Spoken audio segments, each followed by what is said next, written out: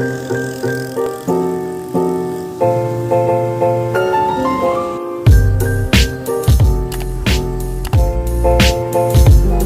yay! It's a beautiful day at nandito tayo ngayon sa Morong, Rizal.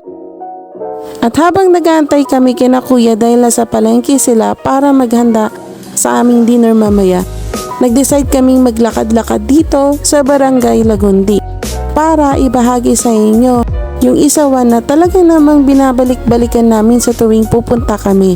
At hindi lang yon, meron pang magandang tanawin, magandang bukid na makikita nyo na talaga namang marerelax sa mga mata nyo. At ito na nga, pag tinignan nyo talaga namang marerelax kayo. At syempre hindi natin palilipasin ang masarap na isawan dito sa Morong, Rizal. Ayan, so kapag nadayo kayo dito, puntahan nyo na. At syempre dahil sa nasarapan kami, ayan, ubos na ang aming kinakain, si Ryan na lang natira. So ngayon, dahil tapos na kami kumain at nakapagantay na kami, patungo naman kami sa Baras, Rizal at para mag-dinner. Ito nga pala sina kuya ang magpe-prepare mamaya. At syempre, ito talaga ang binabalik-balikan ko, ang hito.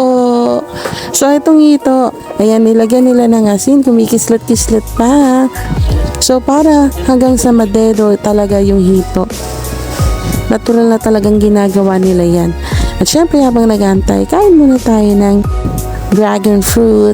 Syempre healthy living, eme.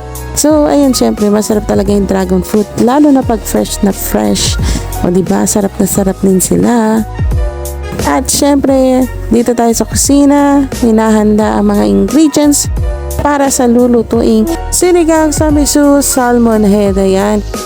So yung isda prinito, and syempre pagkalagay ng mga ibang ingredients, papakuluan na natin. So habang nag-aantay, ayan ang mga marites, char. So syempre, ito ang finished product. Ayan, na pritong hito. Ayan na. At syempre, samahan mo pa ng masarap na sausawan. Yum, yum, yum. At ito na ang finished product ng sinigang sa miso ng salmon head.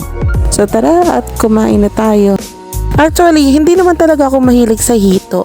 Pero pag sina kuya ang nagluto, tsak talagang mauuna pa ako sa inyo. At magra-round 3 pa ako.